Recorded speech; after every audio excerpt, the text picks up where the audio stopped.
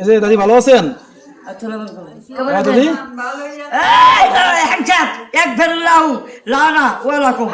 আসসালামু আলাইকুম। আশা করি সে ভালো আছেন। আলহামদুলিল্লাহ আমি ভালো আছি। আজকে আমরা চলে আসছি বৃদ্ধাশ্রমে। এখানে যে বৃদ্ধ মা বাবা আছে তাদের সাথে আমরা দুপুরে একবেলা খাবো। তো এই খাবার আয়োজন করছে ফাতেমা আপা, তার মায়ের জন্য দোয়া চেয়েছে, সবাই তার মায়ের জন্য দোয়া করবেন।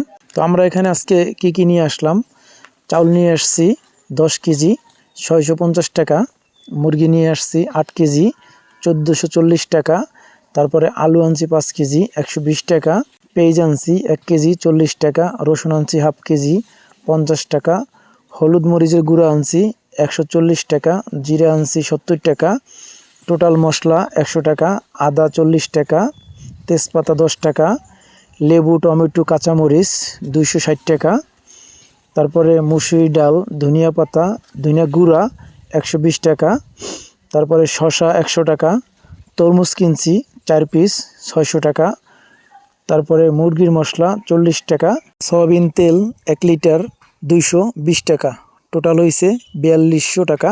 গাড়ি ভাড়া লাগছে আমাদের 510 টাকা। বোন আমাদের দিয়েছে 4000 টাকা। শুধু এখানে আসতে টোটাল খরচ হয়েছে 4710 টাকা।